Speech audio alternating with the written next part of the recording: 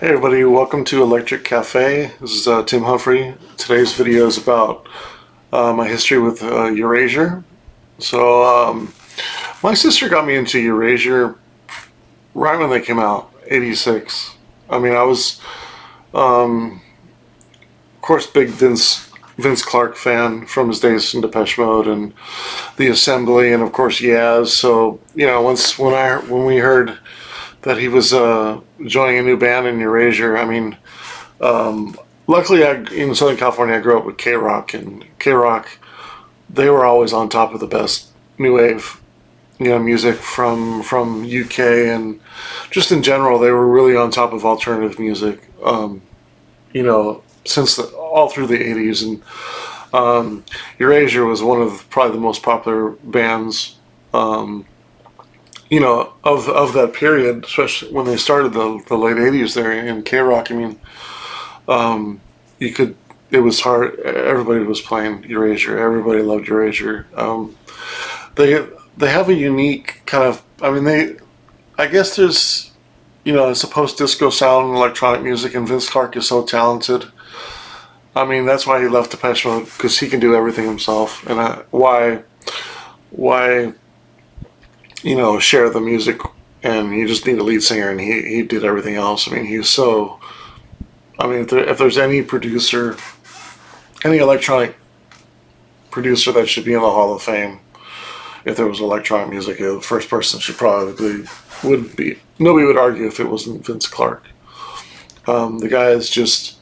He's a machine when it comes to making great pop electronic melodies. And, excuse me, Erasure is a great example. I mean, they could do no wrong for 10 albums or more. Granted, I stopped listening to Erasure probably around '97, but the first 7 or so albums are so important to me. And that started with Wonderland. At the time, 1987, for Christmas, I got my first CD player. I was 11 years old.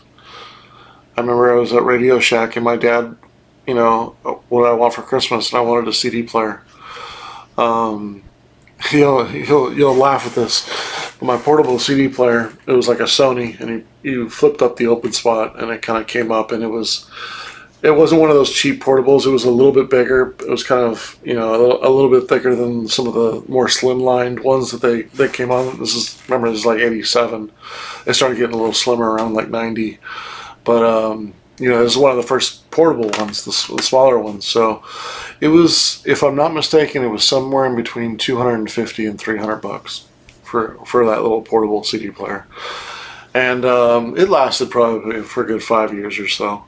I can't remember what I think it's funny how when electronics break in those days, you just kind of like throw them away. But I don't remember. I think probably the tray broke on it. But anyways, first 2 CDs I bought: Erasure Wonderland and Two Ring Circus by Erasure. The first 2 CDs I ever bought was Erasure, with my own money. Of course, I was already huge in the Erasure. My little sister had this album. She had Two Ring Circus, the double album, not the Ring Circus with the one that was a double one that had all the remixes. And at the time in '87, '88, I started to make my own dance remixes of songs that I liked. And Erasure was always good about. I mean, the great thing about Erasure is not only are the albums good, but the singles are worth getting, because there's so many good remixes and great B-sides on.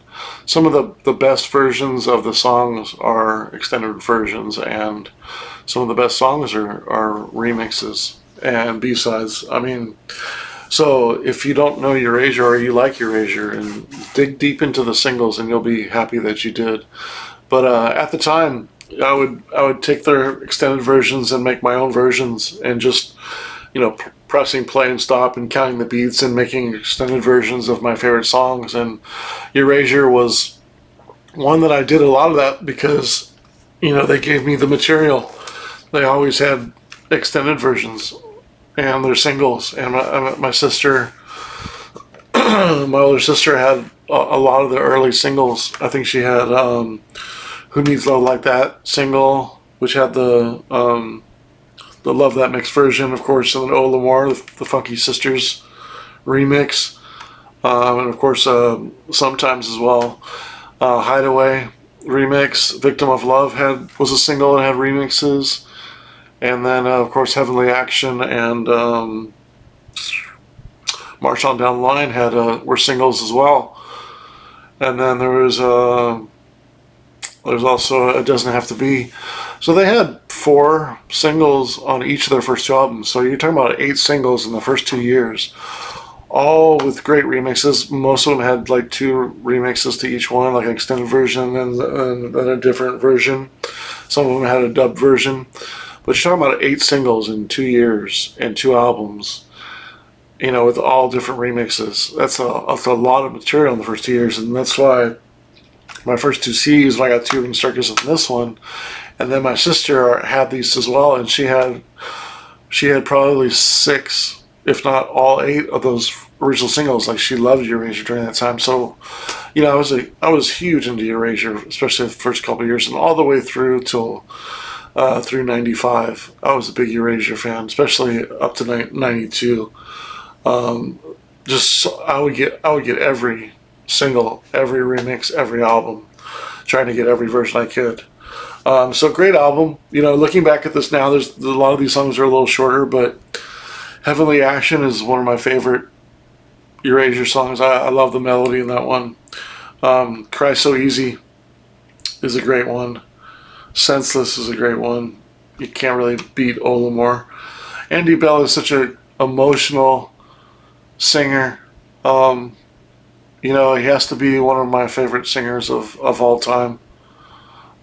He's just so catchy, and the songs are so catchy. And Vince Clarke just puts him in a spotlight and says, "Here's, sing it." And there's like a joy about Erasure songs that meets his singing and the way he sings that just makes them so.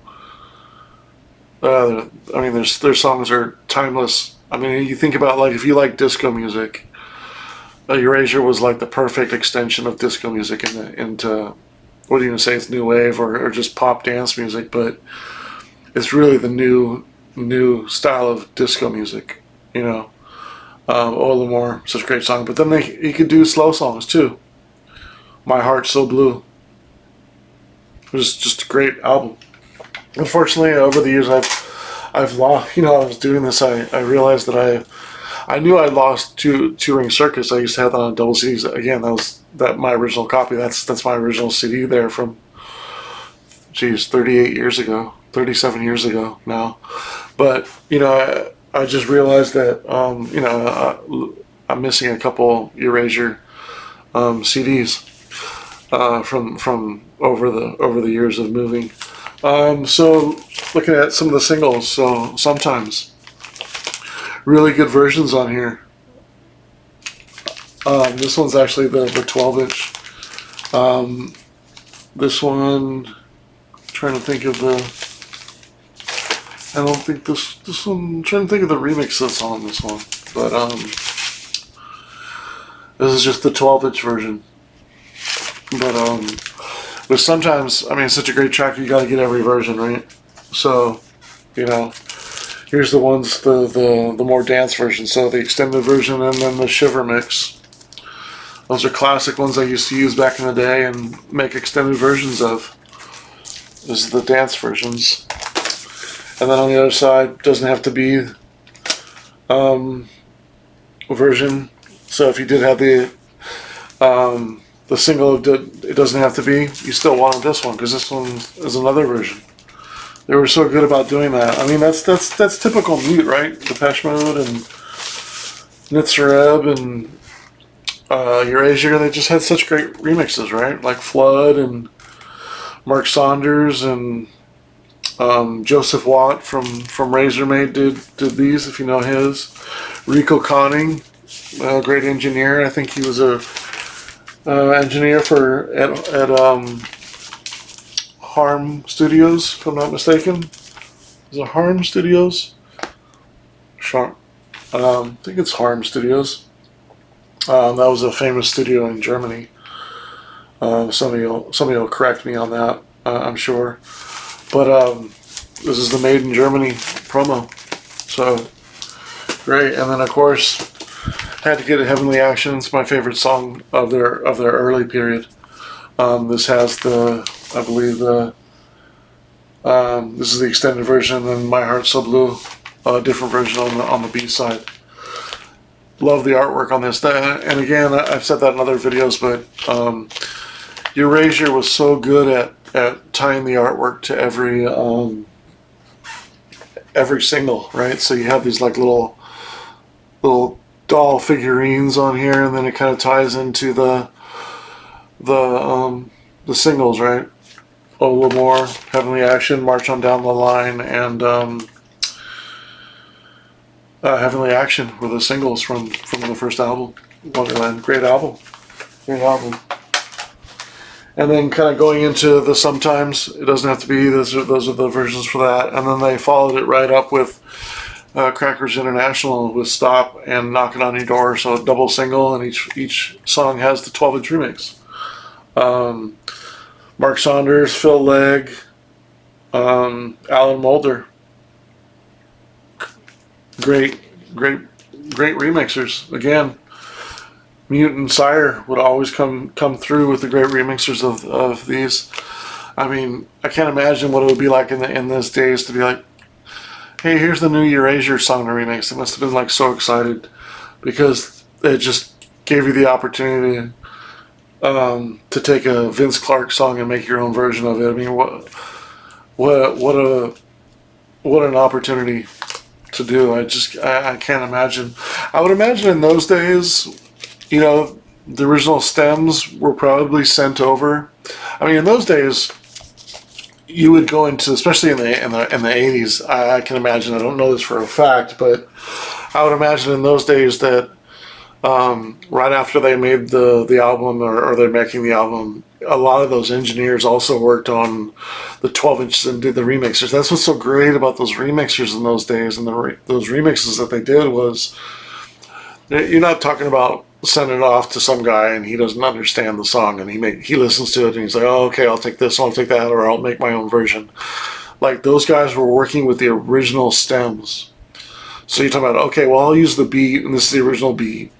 And then I'll make a dub version. I'll use a little bit of the samples of the song and sort of make some echo and sort of do like an extended version of the rhythm track. And the remixes in the 80s from like 84 to like 93, 94 were just amazing remixes. I can't harp enough about, especially with popular new wave bands. I mean, that's what any collector and was into these bands of Depeche Mode and New Order and stuff like that. Were just, you know, you were buying the remixes, you know, because the remixes were where it was at.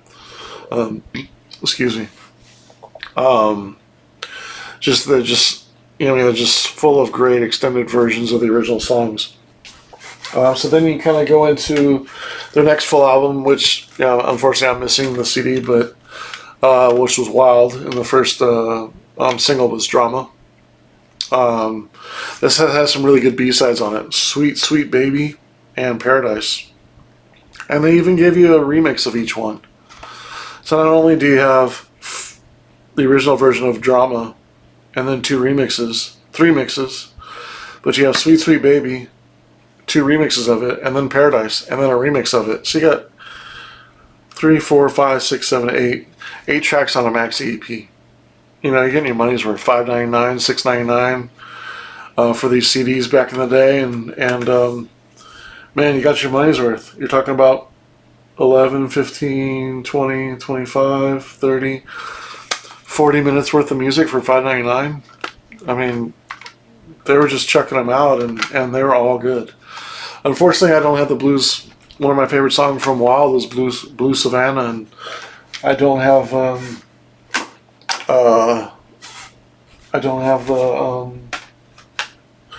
the CD single anymore, unfortunately. I do have here's Star. Star was from, I believe, from Drama, or was it from Chorus? Chorus, yeah. Yeah, Star is from Drama. So this is a great EP. Has 3 remixes of Star. The Trafalgar mix, the Soul mix, and the Interstellar mix. So the Interstellar mix is William Orbit. So obviously, most people know William Orbit from producing Madonna's Ray of Light album, which I think kind of sucks. But anyways, that's another story. But he got a lot of props from recording that, and as well he should. But William Orbit did a lot of great remixes in the 80s and 90s, and of course did a lot of music as Strange Cargo, and he did some early electro in like 84 and 85 and things like that. Trying to remember the album that he was, or the band that he was in, something with a 8-foot robot or something like that, 60-foot robot. Anyways, he did some early electro, so kind of some avant-garde kind of dance music, kind of like Yellow or Art of Noise or something like that. Just kind of some playing around with some dance music and making some. And then, of course, then he made some the Strange Cargo albums. Daniel Miller, Mark Saunders, George Holt's another good one. And then you have one of the best B-sides they ever did, Dreamlike State. If you know, you know. Dreamlike State, amazing B-side. Just a little tip, if you know this album, or you know one of the versions of Dreamlike State, there's a cassette single as well. I used to have it. There's a different version of the Dreamlike State on the cassette version, and that's actually I like that version a little bit better than this version here. If you know the song, it's got a little bit deeper 808 kick on it. But great single, Star, very catchy song. The Soul mix isn't really good; it's kind of more acoustic. But the Trafalgar mix and the Interstellar mix are super cool. So a B-side this actually is Supernature, and this is the Cerrone disco song that they remade. This kind of was the catapult for them to do the ABBA. Actually, I should probably rewind that. There was I believe "Gimme Gimme Gimme" was a ABBA song that they did on Touring Circus. They did on Touring Circus. So that was their first sort of disco ABBA cover, and then they did Supernature, which is a Cerrone classic. And this first showed up on Blue Savannah B-side with a really strong remix, and then they came out with the Supernature on its own, the dance remixes, and then You Surround Me's on the other side, which was also, this is another version, but the You Surround Me was also a single off of Drama, or excuse me, Wild. I don't have The Innocents, which is strange, on CD, but that was in between Wild and Touring Circus, so Wild was their 4th album. But Supernature, these remixes are great for the club. Has a really nice kind of folder. This is kind of the rare import version. Has the alternate versions on here. Supernature. So then he had 1991's Chorus album. This is a super catchy album. Also have the reissue here. Still haven't opened this one, but I don't need to because I got the CD. But I kind of sometimes I buy stuff and I already have it on CD. But it's such a great album. You kind of have to have them on both for a rainy day.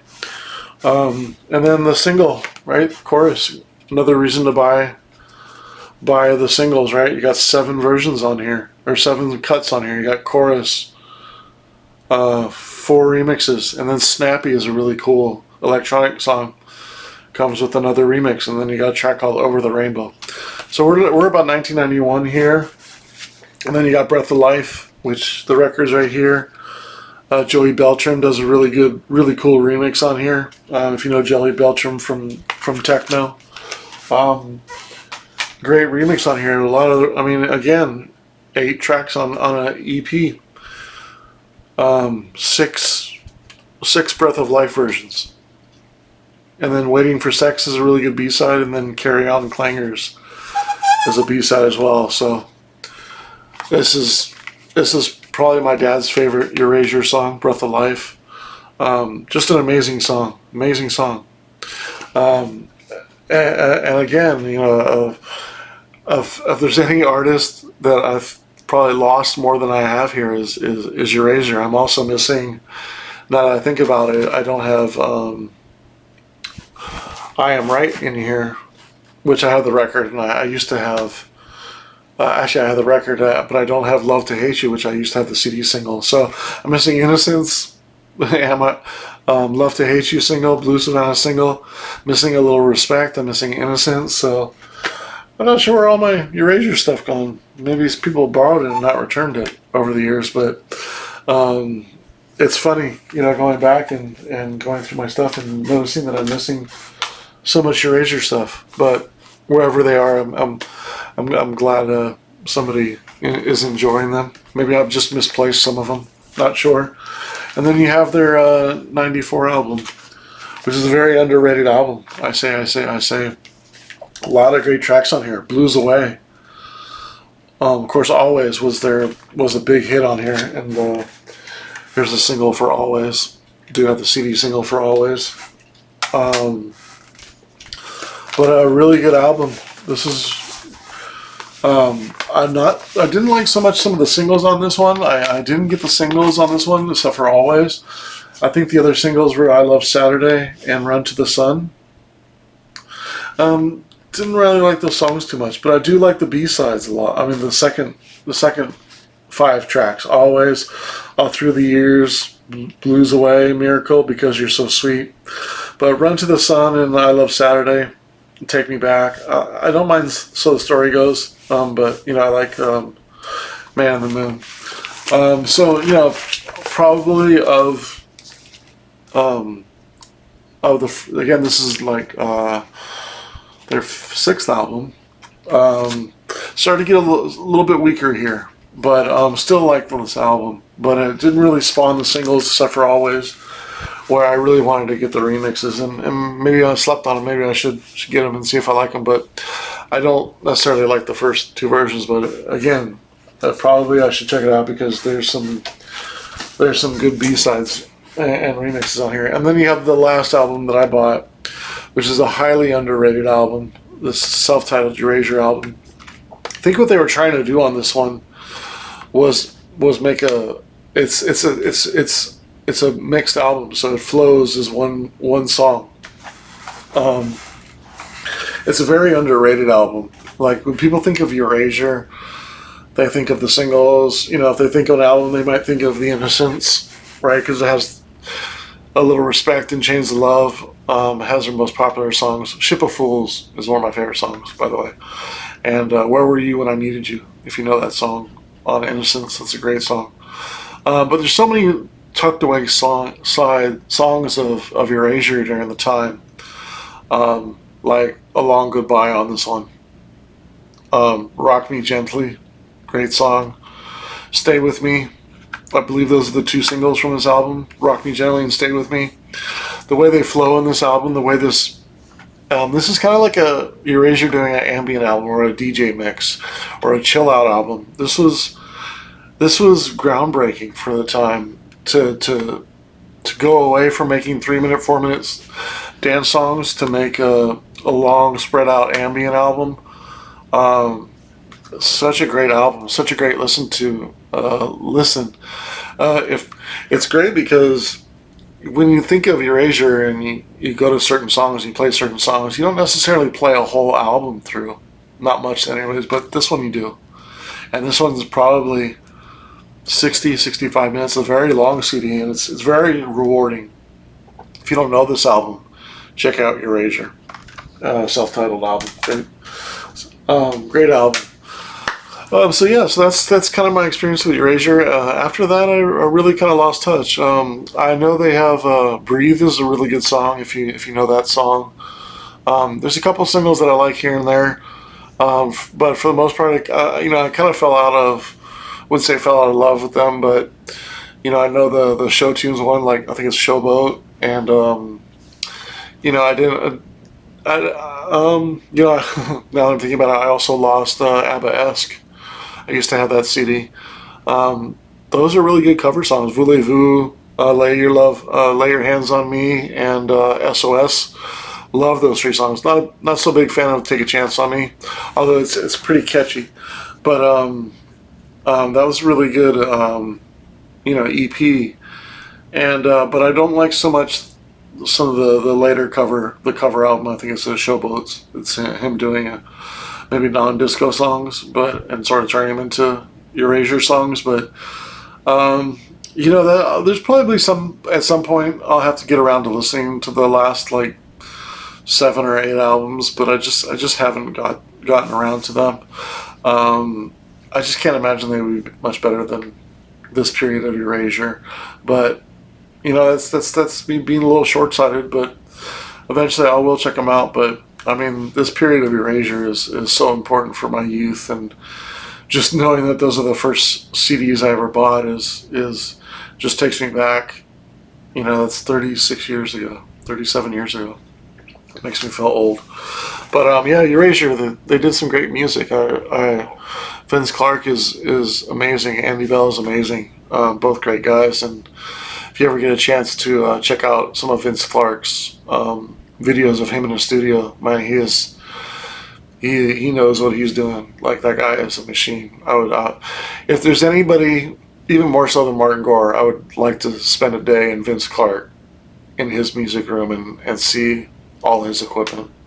Like, his setup is probably I just can't. I mean, he's not the type of person to brag, but you know, I've seen some videos of him about 10, 15 years ago. I can't imagine what they look like now, but just amazing producer, amazing knowledge about equipment, and that kind of, he just seems to bust out great pop dance music, just like bust them out. There must be, between those 7 albums, there's not a song that I don't like on any Erasure album. But I don't think there might be like maybe Say What that always sticks in my head that I don't like that song. But of the first 7 albums, I don't think there's another song that I don't like. You know, I'm really trying to actually think of a song that I don't like of theirs, but they have so many good songs, so many catchy songs. So be curious to hear what your favorite top 5 Erasure songs are, and maybe what's your favorite. Let's mix it up a little bit. What's a song that you, if somebody asked you what's your favorite Erasure song, not giving the popular ones, like what's a one that you kind of sticks out in your mind that you really like, that you feel is like underappreciated? That's kind of me as a DJ. When I DJ, like somebody says play Erasure, I'm going to be very reluctant to play A Little Respect or Always or Chains of Love or even Ola More or something like that. Maybe sometimes, you know, I'll play something like Am I Right or Ship of Fools or you know, some Breath of Life, or you know, something that they normally don't hear, that you don't hear anymore. Voulez-vous or SOS. You know, I'll just play something that's just lesser known, because it just kind of shows that they have so many great music, and it's nice to kind of play something that somebody hasn't heard for a while and be like, oh, I just love that song, and I haven't heard that. I've never heard that in a club before, and that's kind of the what I like to, when I DJ at like new wave nights and stuff like that. I like to play the more obscure stuff, because you know, I don't like to be a top 40 or play the greatest hits of artists. I like to play the more lesser known stuff that's equally as good, if not better, in my eyes. So thanks for checking out Electronic Cafe. This is about Erasure. Have a good one.